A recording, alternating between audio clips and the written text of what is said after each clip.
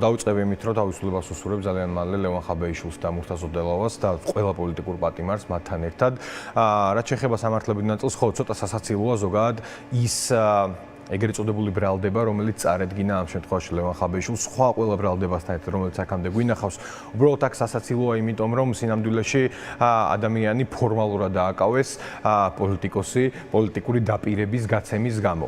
და თუ ამ საფუძვლით თუ უნდა დაეკავებინათ ლევან ხაბეიშვილი, მაშინ ბიძინა ივანიშვილს არ ვიცი, ალბათ სამუდამო პატიმრობა ეკუთვნის, იმიტომ რომ არის სოლარიუმებიდან დაწყებული, უფასოფული დამთავრებული, ყველაფერს პირდებოდა ადამიანებს და სხვათა შორის არა ბიუჯეტიდან. თუ დანაშაულზე მიდგება და შესაძლოა ქთამის მიცემაზე და ქთამის დაპირებაზე, მე შეგახსენებთ 2018 ან 2020 წელი იყო, როდესაც 600,000-მდე ადამიანს აბანკოს ესხები პირადი ჯიბიდან ჩამოუწერეს წინასაარჩევნო ხმების სანაცვლოდ. თუ რამე იყო ქთამი, შეიძლება ეს დაკვალიფიცირდეს როგორც უკვე ქთამის მიცემა და ამ დანაშაულის აღსრულება ზოგადად და არა ის, რომ პოლიტიკოსმა გასცეს საჯარო დაპირება ძალაუფლების, ეს ვთქვათ, ხელისუფლებაში მოსვლის შემდეგ ბიუჯეტიდან ის რა პროგრამებში და რა პროექტებში დახარჯავს იმ ბიუჯეტს, იმ დოზით, რა დოზითაც მაგალითად ხალხი მიანიჭებს ნდობას, ხო? მე თუ ხალხი მაინტერესებს ნდობა, შესაბამისად ჩემი დაპირებაც უნდა აღვასრულო და მსგავსი ტიპის დაპირება იყო, ხო, სინამდვილეში. სხვა არაფერთან არ მქონია საქმე.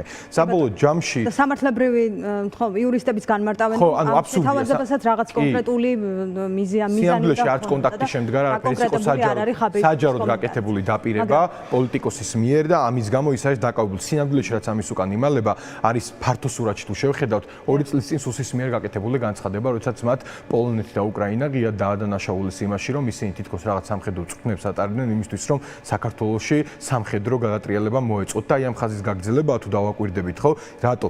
და აქაც თუ გავიხსენებთ, რამდენად აბსურდულია, ყველა არჩევნების წინ იყო ეგრეთ წოდებული საბურავების საქმეები და ახლა გადავიდით უკვე ასაფეთქებელ მოწყობილობებამდე. ხო, მაგრამ ეს არჩევნები არის იმ ტიპის პრობლემა ქართული ოცნებისთვის, ქართული ოცნებისთვის ეს არჩევნები ჩემი აზრით საერთოდ არ არის პრობლემა. ქართული ოცნებისთვის პრობლემაა ზოგადად ის ვითარება, რაც ქვეყანაში არის შექმნილი იმ წინააღმდეგობის მოძრაობიდან გამომდინარე, იმ არაღიარების პოლიტიკიდან გამომდინარე და იმ საპარლამენტო და საკონსტიტუციო კრიზისიდან გამომდინარე და საბოლოო ჯამში ძალაუფლების კრიზისიდან გამომდინარე, რაც მათ აქვთ. სწორედ ამისთვის ჭირდებათ, იმისთვის, რომ როგორმე ვითარების ნორმალიზება მოახდინონ და პროტესტი, რომელიც სხვათა შორის წინააღმდეგობის მოძრაობა, რომელიც ბევრს მინაულებული და რაღაცა უკვე დასასრულისკენ წასული ეგონა, სინამდვილეში ამის გაჩერებისკენ არის მიმართული. რატო? იმიტომ რომ ადამიანების მოუშვებელ ჭრილობებზე ომთან, სამოქალაქო დაპირისპირებასთან და სამხედრო გადატრიალებასთან რისი სამწუხარო და მწარე გამოცდილება ჩვენს სამშობლოს აქვს, ამაზე ითამაშონ. ხო, უკრაინაში ომია, რუსეთის მიერ წარმოებული აგრესიული ომია და აქედან გამომდინარე სურთ რომ ეს სურათი ააწყონო, თითქოს აქ რაღაცა ბომბებით და დინამიტებით სურთ წინააღმდეგობრივ მოძრაობაზე გკითხავთ, უბრალოდ ამაზე ერთი კითხვა ასევე მაქვს. ყოველთვის არის მიიჩნევა ასე, რომ ხელისუფლებას პოლიტიკური ტემპერატურის აწევა რაღაც დაძაბულობის შექმნა პირიქით მას აწყობს, მინიმუმ იმიტომ რომ ყურადღებას მთლიანად ვუთმობთ ასეთ თემებს და ასეთ ხმაურიან საკითხებს. თუმცა ამ პერიოდში იყო ასეთი განცდა, რომ ქართული ოცნება ცდილობდა პროცესის ნორმალიზებას, რომ არჩევნებში ახლა მონაწილეების და არ მონაწილეების სახით არის ისეთი ვითარება, რაც ალბათ ყველაზე მეტად მას აწყობს, ოპოზიცია გაყოფილია.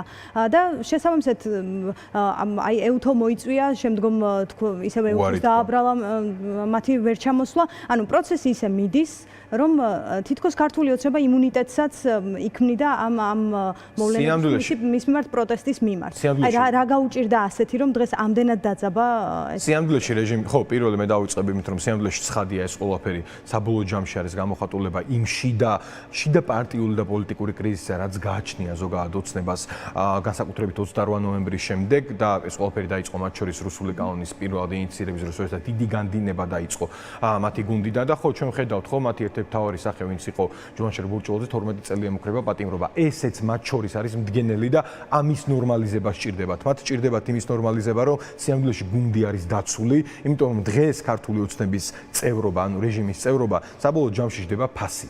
ეს ფასი რომ ეს თქვა შეამცირონ და გუნდში ესე შიდა რყევები მინიმალიზებამდე მიიყვანონ და იქიდან ინფორმაციების გამოჟონვა და ასე შემდეგ, რაც საბოლოო ჯამში ყველა მსგავსი ტიპის რეჟიმების დასასრული დასაწყისად შეიძლება მოიხსენიოთ ისტორიულ კონტექსტში. თუ შევხედავთ, ამის შესაკავებლად ჭირდებათ, რომ ხო, ისინი დაიჭერენ ყველას, ამის ჩვენება ჭირდებათ, მათ შორის მათ ყოფილ გუნდელებს, რომლებზეც საუბრობდნენ, მაგალითად ბექა ოდიშარი ამბობდა, ჯუანშერ ბურჭულაძე რითიც მოვიდა, იმით წავიდაო. საბოლოო ჯამში აღმოჩნდა, რომ ჯუანშერ ბურჭულაძე რითიც მოვიდა, იმით კი არ წასულა, არამედ აგერ 12 წელი ემუქრება მოქრება კორუფციული ბრალდების გამო და ეგეც არ აკმარეს და მათ შორის ოჯახის წევრებიც კი პროპაგანდისტულად მოიხსენიეს. ხო, ანუ ეს სინამდვილეში უნდა იყოს ნიშანი ქართული ოცნების არა თუ უბრალოდ მხარდამჭერებისთვის, არამედ იმ ადამიანებისთვის, ვიზეც დგას დღეს რეჟიმი, რომ მათაც როგორც გიორგი გახარიას, რომელიც დღეს გერმანიდან იბრიქება და გულზე მჯიღისცემით გველაპარაკება აქ დარჩენილ ადამიანებს და პოლიტიკური პატიმრებისთვის მისი პოლიტიკური შეხედულებიდან გამომდინარე უჭირს ან არ სურს, რა ვიცი, სოლიდარობის და მინიმუმ მხარდამჭერის გამოხატვა,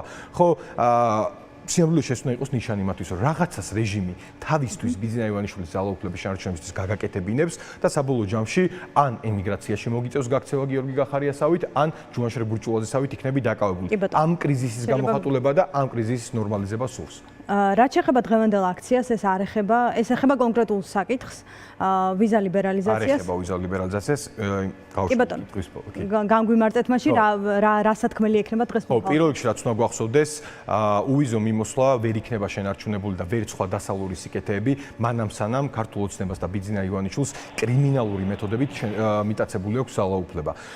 სინამდვილეში უვიზო მიმოსვლა, სხვა დასავლური სიკეთეები იქნება ეს ბიზნესის მარტივად წარმოება, მათ შორის თავისუფალი ვაჭრობის შეთანხმება, რომელიც უვიზო მიმოსვლის დაკარგვის შემთხვევაში გადახედვის საშიშროების წინაშე დადგება და ამაზე უნდა დაფიქრდეს ეს ყველა ბიზნეს სექტორიდან გამომდინარე, ბიზნეს სექტორიდან სინამდვილეში უვიზო მიმოსვლა, ევროინტეგრაცია, ნატოში გაწევრიანება გამორიცხულია თუ ჩვენ აქ რეჟიმს ეს თუ აქ ბიძინა ივანიშვილის საბოლოო ჯამში ძალაუფლება შეინარჩუნებს. ამიტომ მე მჯერა რომ იქნება ეს უვიზო მიმოსვლასთან დაკავშირებული, იქნება ეს არც სხვა ნებისმიერ საკითხთან დაკავშირებული დასავლეთთან მიმართებით, ევროინტეგრაციასთან დაკავშირებით, ყველა მსგავსი გამოსვლა, ყველა მსგავსი წინააღმდეგობის მოძრაობის კომპონენტი თუ რაც განსაკუთრებულად დაკიდებული თარიღები კონკრეტული თემით და სახელწოდებით, ყველაფერი ეს უკავშირდება რეჟიმის დემონტაჟს, წინააღმდეგობის მოძრაობის გაძლიერებას და გაგრძელებას, იმიტომ რომ თუ რამე მათ ასუსტებთ, დღეს არის ქუჩაში მდგომი ერთად რამდენიმე 1000, დათეულობით 1000 ადამიანი. ამ წერტილამდე უნდა მივიდეთ და უნდა ვიცოდეთ, რომ ვერც უვიზო მიმოსვლას, ვერც ევროკავშირში ინტეგრაციას, ვერც მათ შორის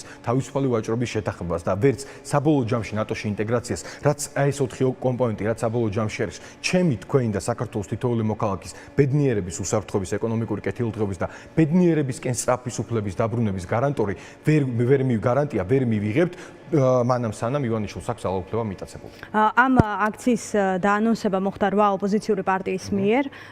ეს არის ჩვენ როცა ვკითხულობდით წინააღმდეგობრივ მოძრაობაში ისინი, ვინც არ შედიხართ პარლამენტში, უпроსტად არჩევნებში, რა გეგმა გაქვთ? ეს არის დღევანდელი საპროტესტო აქცია მასშტაბური და გაგრძელდება სავარაუდოდ შემოგვიწყდეს ასეთი აქციები. ანუ მე როგორც ვიგებ, ეს არის ბრძოლის ნაწილი, უბრალოდ დღეს მასშტაბური სახე ექნება მას უფრო მეტად და არა კონკრეტულად უვიზო მიმოსვლაზე, ასე ვთქვათ. კი, ცხადია, როგორც ვახსენე, უვიზო მიმოსვლის შენარჩუნებაც დაკავშირებულია საბოლოო ჯამში ივანიშვილის დამარცხებასთან. ზოგადად შემთხვევაში დავუკარგავთ როგორც სხვა ყველა სიკეთეს, ჩვენ რაც უნდა ვიცოდეთ, იქნება ეს 13-ში, 27-ში, 4-ში, თუ სხვა დღეებში ყოველ დღე 4-ის შემდეგ თუ ამის საჭიროება დადგება და როცა არ უნდა იყოს, ბრძოლა უნდა გაგრძელდეს ბოლომდე, გამარჯვებამდე, იმიტომ რომ სინამდვილეში დღეს ჩვენი სამშობლო დგას ეგზისტენციალური გამოწვევის წინაშე. აქ არ არის საუბარი მხოლოდ ევროინტეგრაციაზე და ნატოში გაწევრიანებაზე. ჩვენ დღეს ვიბრძვით იმისთვის, რომ უბრალოდ მე და თქვენ წლების შემდეგ მოვახერხოთ და ვისაუბროთ ქართულ ენაზე, ცოტა ისე რომ ვთქვათ, იმიტომ რომ საბოლოო ჯამში ჩვენ ვატყობთ ხო რეგიონიდან